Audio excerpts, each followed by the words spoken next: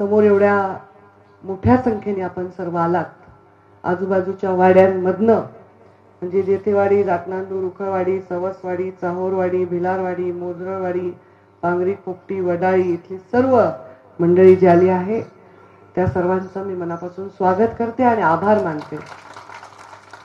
या सभेचा चेहरा मला इतका आवडलाय कारण सकाळी सकाळी दर्शन झालं महादेवाचं, नंतर दर्ग्यावर जाऊन दर्शन घेतलं आणि समोर मी बघते तर छान टोपी बिपी घालून स्वच्छ पांढरे कपडे घालून सगळा शेतकरी वर्ग वाटतोय मला. आणि काही आमचे चाचा लोक पण बसलेत समोर, काही काका लोक पण बसलेत. असा हा सभेचा चेहरा आहे. तर हे बरं वाटलं पाहून.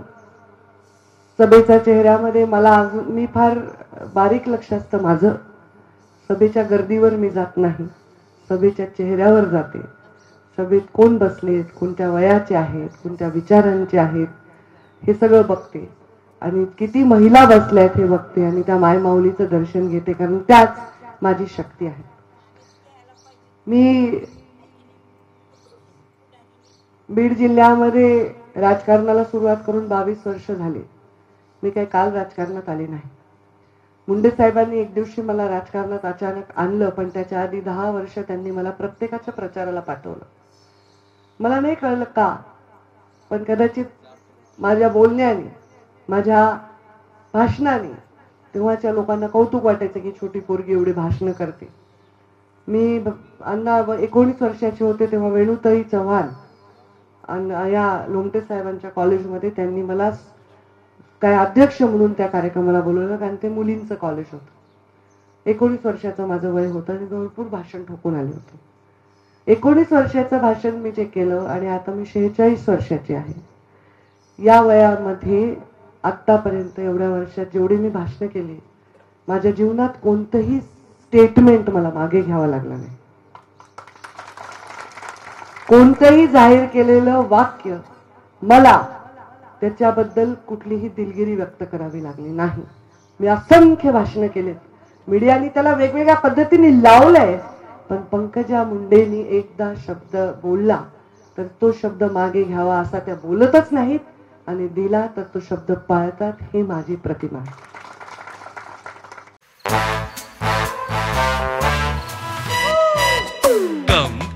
Come my love, please don't say no baby, come my love. V-Guard के air coolers extra large cooling pads के साथ जो अच्छों को ठंडा करे. V-Guard air coolers, long lasting cooling. जेव्हा आमदार सुरेश धस यांनी 5 जिल्हा परिषद सदस्य मला दिले आणि मला जिल्हा परिषद मध्ये अध्यक्ष बनवायचा होता. मला का अध्यक्ष बनवायचा होता, कारण मी ग्रामीण विकास मंत्री म्हणून तुम्हाला जे पायावर तुमचा अभिषेक करायचा होता विकासाचा, तो जर जिल्हा परिषद ताब्यात नसती तर मला नीट करता आला नसता. म्हणून मला जिल्हा परिषद आणणं अत्यंत आवश्यक होतं. आणि तेव्हा मला त्यांनी 5 जिल्हा परिषद सदस्य दिले आणि माझे जिल्हा परिषदचे अध्यक्ष झाल्यानंतर मी त्यांना वचन दिलं, लवकरच मी तुम्हाला आमदार लावणार आहे. ते काय मी लावलं नाही, त्यांची स्वतःची शक्ती होती त्याच्यात, असं नाही म्हणणार मी की मीच लावलं. पण जे पद्धतीने आम्ही त्या निवडणुकीत काम केलं, पहाटे 5 वाजता मी औषधाच्या नगर अध्यक्षाच्या घरी होतो. पहाटे मी एकटीच होते. मला वाटतं 200-400 माणसं होते, मी एकटीच बाई होते. हे काम करतो. एखाद्याला एकदा शब्द दिला तर मान कापून दिले तरी शब्द बदलायचा नाही. गोपीनाथ मुंडेंनी मला शिकवलं. आता माझा सत्कार करताना मला 2 फोटो त्यांनी दिले, एक महाराणा प्रतापचा आणि एक छत्रपती शिवरायांचा. कुणी सांगितलं की शौर्य हे स्त्रियांमध्ये नसते. आपल्या ताराबाईंचं आठवण करा, थरथर कापत होते तेव्हा युद्धाला जर ताराबाई घोड्यावर बसून निघाल्या तर हे शौर्य पुरुषांमध्ये जे असतं तेवढंच शौर्य स्त्रियांमध्ये देखील असतं. शौर्याबरोबर त्यांच्यामध्ये धैर्य असतं. आजची जी निवडणूक आहे ही एखाद्या मोठ्या महायुद्धापेक्षा कमी नाही. आणि हे महायुद्ध असल्यामुळेच मला टाकलं ना त्याच्यात. साधी निवडणूक असती तर मला कशाला तिकलं. हे महायुद्ध आहे. हे सगळे रती महारथी कामाला लावायचे, त्यांच्याकडनं काम काढून घ्यायचं व्यवस्थित आणि लोकांना दिलेला शब्द पाळायचा, ह्याच्यासाठी मला दिले. मी तुम्हाला समोर बसलेले सगळ्या समाजाचे लोक असतील, मराठा समाजाचे थोडे असतील, इतर छोट्या मोठ्या आजूबाजूच्या गावच्या समाजाचे असतील, मुस्लिम असतील, आमचे बौद्ध बांधव असतील, मातंग समाजाचे असतील, सगळ्या समाजाचे लोक असतील इथे. मी सगळ्यांना एवढंच सांगेन की ही निवडणूक कशाची हे लक्षात घ्या. ही निवडणूक आपल्या बीड जिल्ह्याच्या अस्मितेची आहे. ही निवडणूक बीड जिल्ह्याला एका यशाच्या उंचीवर नेणाऱ्या निर्णयाची आहे. ही निवडणूक अशी आहे की मोदीजी म्हणून हाक मारलं तर पलटून बोलो पंकजा म्हणून ते मला बोलू शकतात. तेव्हा माझ्या बीड जिल्ह्याला काय द्यायचंय हे मी त्यांना हक्काने.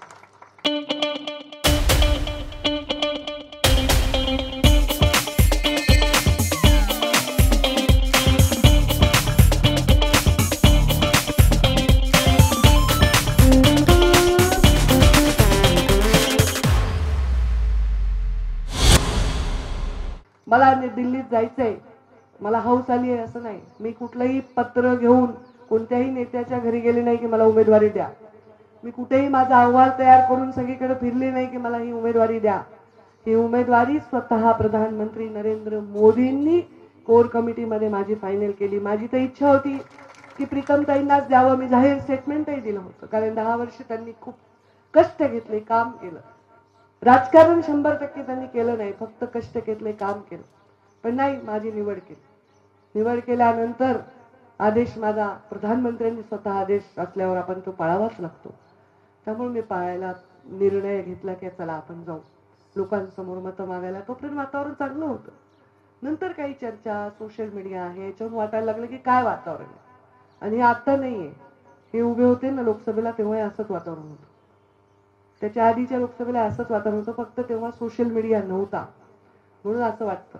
मला माहिती या बीड जिल्ह्याची बहादर जनता विकासाच्या पाठीमागे खंबीरपणे उभी राहते. जिल्ह्याचं भविष्य बघ. आज मी परभणीमध्ये प्रचाराला जाते, आज मी नांदेडमध्ये प्रचार जाते, हिंगोलीमध्ये जाते, लातूरमध्ये. सगळेच काय मला फोन करायला काही प्रचाराला या म्हणून. का करायला? कारण हा सर्वसमावेशक चेहरा आहे.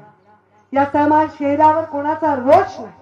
कोणत्याही वक्तव्यावर हा चेहरा कधीच मागे जात नाही. आणि मी वक्तव्य आज करणार की या जिल्ह्यामधला कोणताही माझ्या दारात माणूस आला तर मी त्याला त्याचं आडनाव विचारणार नाही, मी त्याला त्याची जात विचारणार नाही आणि मी कधी विचारली देखील नाही. मी त्याच्या पाठीमागे उभी राहील. ही निवडणूक या अस्मितेची याच्यासाठी आहे की ही संधी परत जिल्ह्याला येणारच नाही. ज्या गोष्टी तुम्हाला कायद्याने मिळणार आहेत त्या गोष्टींमध्ये राजकारण आणण्याचं काहीही कारण नाही. मी कितीही भाषण ठोकले, मी ते कितीही बसले म्हणले मी आमरण उपोषण करण्याने कायदा बदलत नसतो. कायद्याने जी गोष्ट तुम्हाला मिळणार आहे त्याच्यासाठी या निवडणुकीमध्ये राजकारण आणण्याची गरज नाही. मागे वळून पहा. तुमच्या प्रत्येक वाडीमध्ये तुम्ही गेलात, ज्या रस्त्याने तुम्ही जाताल तुम्हाला पंकजा मुंडेची आठवण येईल. ज्या ग्रामपंचायत कार्यालयामध्ये तुम्ही बसताल तुम्हाला पंकजा मुंडेची आठवण येईल. त्या गावामध्ये 50 मतं जरी मिळाले तरी त्याला तेवढंच दिलं. ज्या गावामध्ये 50 मतं बाजूला गेले त्याला सुद्धा तेवढंच दिलंय. कारण मी जेव्हा सरकारमध्ये बसले तेव्हा मी समजलं की समोरचा माणूस हा पक्षाचा नाही, हा या देशाचा, या राज्याचा, या जिल्ह्याचा नागरिक आहे. त्याला न्याय देणं माझं कर्तव्य. माझ्याकडे तराजू आहे माझ्या हातामध्ये. ज्याच्या हातात तराजू असते त्या न्यायदेवतेच्या डोळ्याला पट्टी असते. माझ्या तर डोळ्यालाही पट्टी नाहीये. मी जे पाहते ते उज्ज्वल भविष्याच्या मध्ये अडचण आणणारी आत्ताची परिस्थिती पाहते. हात जोडून मी विनंती करते, मला काही मिळवायचं नाही, मला कशाची कमी नाही. प्रधानमंत्री नरेंद्र मोदी तिसऱ्यांदा प्रधानमंत्री होणार आहेत आणि ही संधी मला घ्यायची आहे. ती मला कुठल्या खुर्चीवर बसवण्यासाठी नाही, तुम्हाला देण्यासाठी. असे किती या राज्यामध्ये उमेदवार असतील विचार करा, ज्यांना मत देण्याने त्या जिल्ह्याला प्रतिष्ठा मिळणार आहे, त्या मतदाराला प्रतिष्ठा मिळणार. तुम्ही या जिल्ह्याच्या बाहेर जा, तुम्ही कोणत्याही जातीचे असा, तुम्हाला नुसतं पंकजा मुंडे सांगलं तरी पुरेसं आहे. तुम्हाला त्याची फार मोठी ओळख द्यायची गरज नाही. मी या जिल्ह्यामध्ये ज्यांना 5,09,000 मतं मिळाले त्यांनी काय केलं हे विचारण्यापेक्षा हे सांगेन की 5 वर्ष मी इलेक्शन मध्ये पडल्यानंतर कोविडमध्ये एकेका माणसाचा जीव वाचवण्यासाठी आमचा जीव धोक्यात घातलाय. प्रीतमताईंनी स्वतःचा जीव धोक्यात घातलाय. त्या प्रत्येक आयसीयू मध्ये जाऊन त्यांनी पेशंटला भेटी दिल्या. यूपी असेल, मध्य प्रदेश असेल, बिहार असेल, दिल्ली असेल, कुठेही या महाराष्ट्रातला पेशंट होता, कोणत्याही जातीचा होता, तो हक्काने मला फोन करायचा. कारण राष्ट्रीय पातळीवर काम करण्याचा फायदा हा आहे की मी कुठेही तुमची देशामध्ये मदत करू शकते. आणि म्हणून तुम्ही सर्वांनी या निवडणुकीमध्ये विचार करायचा आहे. तुमच्या मागणीची सन्मान मी केलाच आहे, नेहमीच करत राहील. आणि ती मागणी पूर्ण होण्याची निवडणूक विधानसभा आहे. कारण विधानसभेच्या पटलावर जे मुख्यमंत्री आहेत आणि उपमुख्यमंत्री आहेत आणि जे मंत्रिमंडळ आहे आणि ते विधानसभेमध्ये बसणारे जे तिथे अध्यादेश काढतात, अध्यादेशावर बोलतात, ते सर्व विधानसभेच्या पटलावर बसून निर्णय घेतात. हे संसदेचं पटल आहे, हा विषय संसदेचा नाही. इथे तुमच्या आपल्या जिल्ह्याला उद्योग आणायचा आहे, 10,000 युवकांना नोकरी द्यायची आहे. या जिल्ह्यामध्ये अद्यावत असं एखादं मोठं हॉस्पिटल व्हावं ज्याच्यामध्ये कॅन्सरच्या पेशंटचा, या जिल्ह्यातल्या पेशंटचा मोफत इलाज व्हावा, हे काम त्या माध्यमातून होणार आहे. या जिल्ह्यामध्ये एखादं मोठं मेडिकल कॉलेज व्हावं, आपल्या जिल्ह्यातले गरीब मुलं हे डॉक्टर व्हावे, त्यांच्यासाठी काहीतरी व्हावं, याच्यासाठी ही निवडणूक आहे.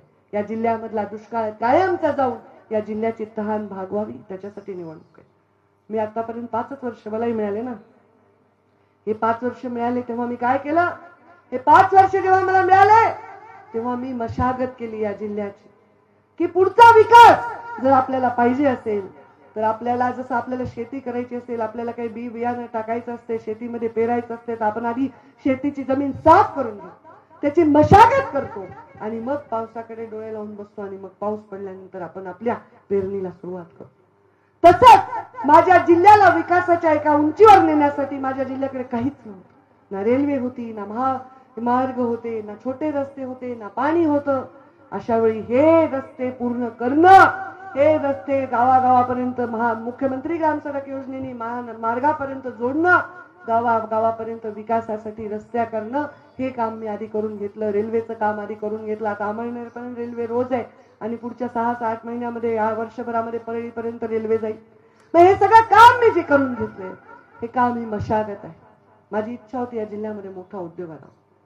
नावाने ओळखणारे मोठे मोठे उद्योगपती मला आहेत, म्हणजे अगदी मुकेश अंबानी जरी कुठे भेटले, कैसी हो पंकजा असं मला विचारतात, आणि मुंडे साहेब की बहुत याद आती असंही म्हणतात. त्यांना मी म्हणू शकले की मला एखादा उद्योग या माझ्या जिल्ह्यामध्ये टाकायचा आहे. कोणी असेल या जिल्ह्यात, देशातले अंबानी, अदानी, टाटा, बिर्ला, कोणालाही या जिल्ह्यामध्ये कुठलंही इन्फ्रास्ट्रक्चर नव्हतं जे आता आपण तयार केले. रेल्वे आली, महामार्ग आले, आता या जिल्ह्यामध्ये मोठा उद्योग येईल, या जिल्ह्याचा चेहरा मोहरा बदलेल. गरीब माणूस असेल ना, अज्ञानी माणूस असेल ना, त्याला कुठेतरी त्याचा प्रभावित करणं, त्याच्या मानसिकतेवर परिणाम करणं सोपं जातं. पण जर इथे माझ्या माणसाचं पोट भरलेलं असेल, त्याला रोजगार असेल, त्याला शिक्षण असेल, त्याला पोषण असेल, तर त्या माणसाला पाण्यात जसे काठी मारली ना, तसे लोक परत ते पाणी सरळ होतं. तसंच माझे लोक परत एक यावे, ही माझी ईश्वर चरणी प्रार्थना आहे, महादेवाच्या चरणी. म्हणून आपल्या सर्वांना बांधणारे धागा बनायची गरज आहे. आपल्याला कापणारी कात्री बनणारी मी नव्हे. आपण सर्व विचार आहे.